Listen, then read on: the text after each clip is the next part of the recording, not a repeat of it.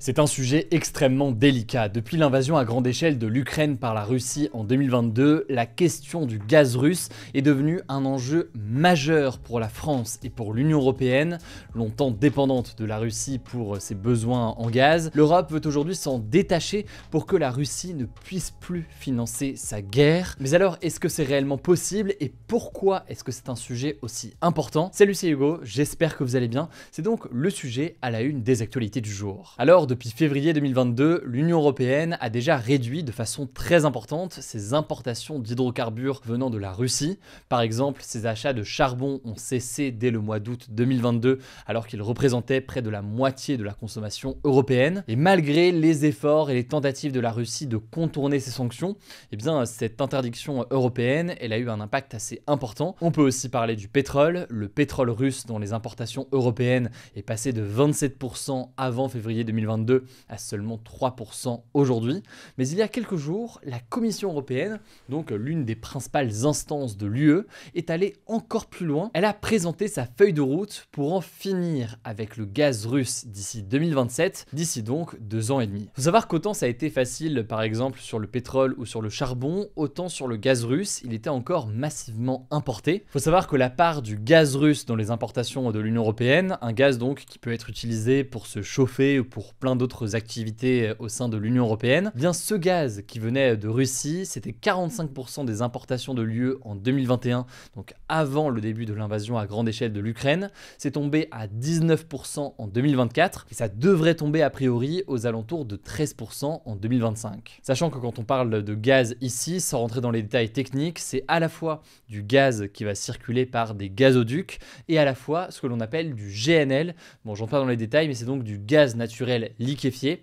Ce type de gaz, il peut être acheminé par bateau. Et donc 13% de gaz russe en Europe en 2025, c'est certes de moins en moins, mais ça reste beaucoup. Alors je le disais, l'Union européenne, via la Commission européenne, a annoncé un plan. Il y a notamment 2 échéances. L'objectif, c'est que fin 2025, il y ait l'interdiction de tout nouveau contrat avec des entreprises russes sur du gaz. Et fin 2027, l'idée, c'est d'avoir une extinction progressive de tous les contrats à long terme existants qui consistait donc à acheter du gaz de la Russie pour arriver donc à terme en 2027 à 0 importation de gaz russe en Europe. Alors pourquoi tout cela? Eh bien l'objectif, on en a déjà parlé dans le passé, c'est de priver la Russie de revenus qui sont issus donc de l'exportation de gaz et des revenus qui peuvent être utilisés pour financer la guerre en Ukraine. Et donc pour revenir à la question de cette feuille de route, l'idée c'est que là c'est porté par la Commission européenne, mais en l'occurrence pour que ce soit efficace et pour que ça fonctionne, eh bien il faut que ce soit ensuite voté à l'échelle de chaque État membre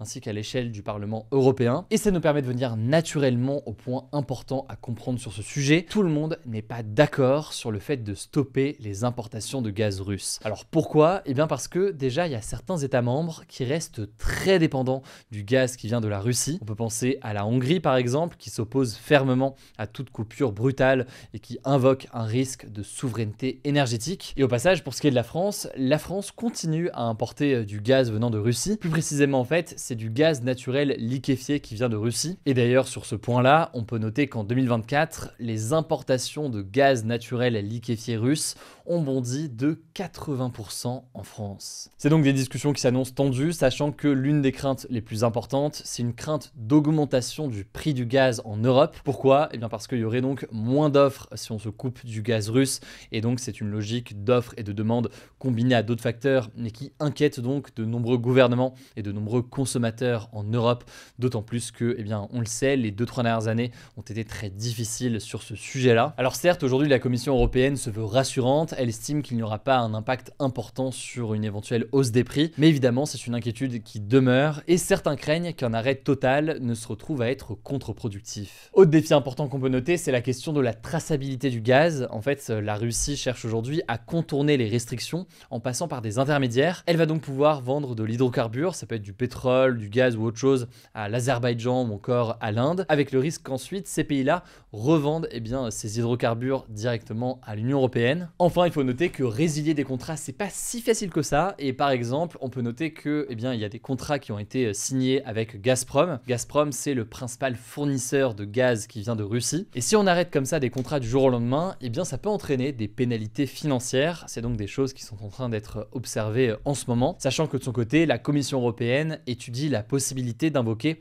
je cite, la force majeure. C'est donc une clause juridique qui est souvent présente dans des contrats, qui dit donc qu'un contrat peut être rompu dans le cas de circonstances exceptionnelles, par exemple donc dans une situation de guerre. Alors maintenant, très rapidement pour terminer là-dessus, comment compenser la fin potentielle du gaz russe? Eh bien, l'Union européenne a plusieurs leviers. D'abord, l'idée serait de diversifier les fournisseurs, d'avoir donc d'autres personnes auprès de qui on peut acheter du gaz. Et l'idée, c'est notamment d'augmenter les importations en provenance des États-Unis, du Qatar ou encore de l'Algérie. Bon, mais vous l'imaginez, là, le risque, c'est d'être dépendant d'autres puissances étrangères. Deuxième levier, ce serait l'idée d'accélérer en parallèle le développement des énergies renouvelables, notamment le biométhane et l'hydrogène vert. Cependant, sur ce sujet précis, il faut tout de même noter que la transition vers des énergies de ce type-là, eh bien, ça nécessite des investissements massifs et beaucoup d'ONG estiment que ce n'est pas encore suffisant aujourd'hui. Bref, en parallèle, l'Union européenne continue à communiquer donc sur un enjeu de sobriété énergétique, autrement dit donc le fait de consommer moins. L'enjeu donc pour l'Union européenne, c'est d'essayer de consommer moins de gaz russe pour ne plus financer la guerre en Ukraine et être davantage indépendant.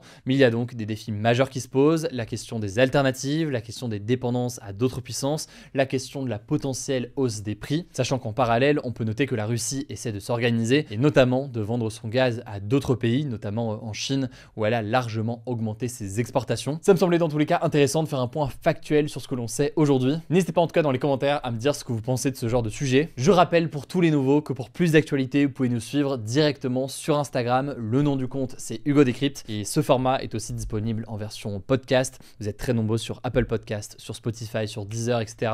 N'hésitez pas au passage à mettre un petit 5 étoiles pour nous soutenir et à vous abonner évidemment. C'est une bonne façon de nous suivre au quotidien. Je vous laisse avec Samy pour le reste de l'actualité et je reviens juste après. Merci Hugo et bonjour à tous, on commence avec cette actu. Emmanuel Macron était ce mardi soir l'invité de TF1, il a été interrogé pendant plus de 3 heures sur différents sujets d'actualité. Le président est notamment revenu sur la guerre en Ukraine et a assuré que les Européens allaient augmenter la pression sur la Russie via des sanctions si elle n'applique pas le cessez-le-feu proposé en Ukraine. Ce cessez-le-feu de 30 jours, déjà accepté par l'Ukraine et soutenu par ses alliés occidentaux, a pour objectif d'ouvrir la voie à des négociations de paix, notamment lors de la rencontre prévue en Turquie ce jeudi. Le président ukrainien Volodymyr Zelensky a invité son homologue russe Vladimir Poutine à des discussions directes, ce qui ne devrait cependant pas arriver. Concernant la situation au Proche-Orient, Emmanuel Macron a déclaré, je cite, « Ce que fait aujourd'hui le gouvernement de Benyamin Netanyahou à Gaza est inacceptable, c'est une honte ». A noter que le président a refusé d'utiliser le terme de génocide. Concernant la France maintenant, Emmanuel Macron a déclaré vouloir organiser plusieurs référendums en même temps dans les mois qui viennent sur de grandes réformes économiques, éducatives ou sociales, tout en excluant le thème de l'immigration et de la réforme des retraites. Au sujet du débat sur la fin de vie, le président a notamment estimé que le référendum pouvait, je cite, être une voie. Et pour finir rapidement, Emmanuel Macron s'est dit opposé au port de signes religieux en compétition et favorable à des locations de places de prison à l'étranger, ainsi qu'à une participation symbolique des détenus à leurs frais de détention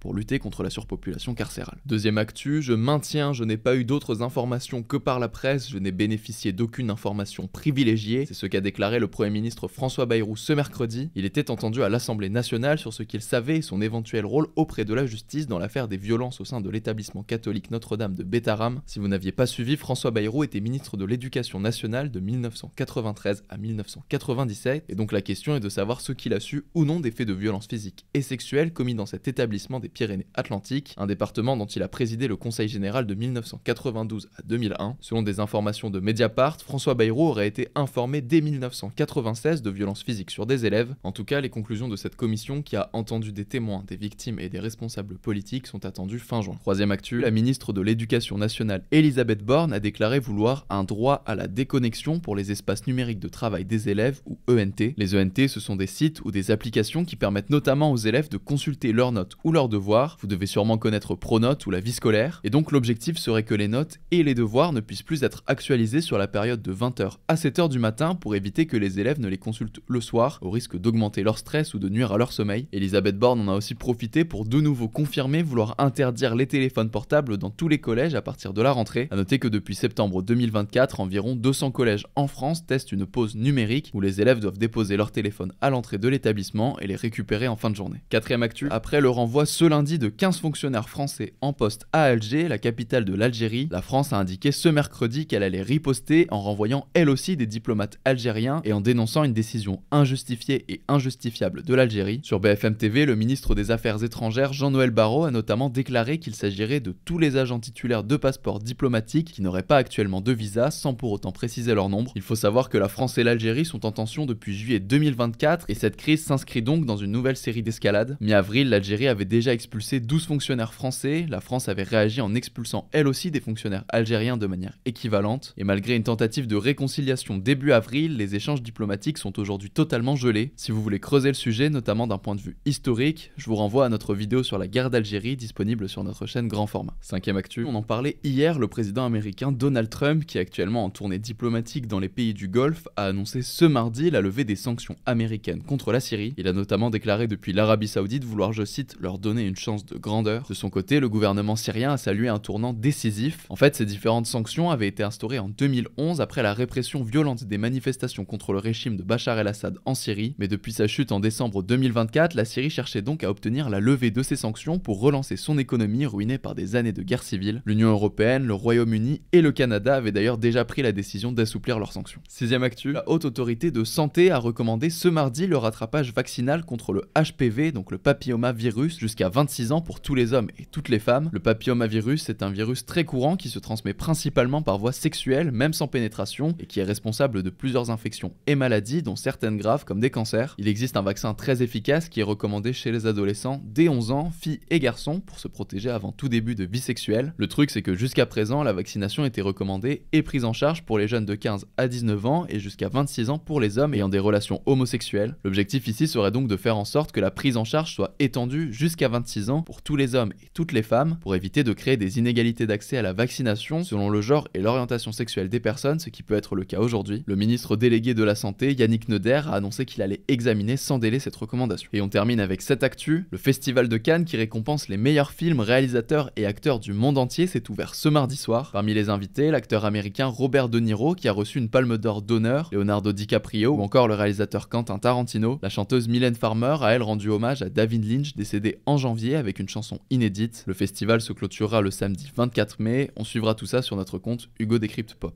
Merci beaucoup Samy pour ces actualités en bref, et voilà donc pour les actualités aujourd'hui. Je le disais, rendez-vous sur Instagram ou alors en podcast audio pour découvrir ce format, mais aussi d'ailleurs nos formats d'interview. Prenez soin de vous, prenez soin de nos proches, et puis on se dit à demain pour une nouvelle vidéo.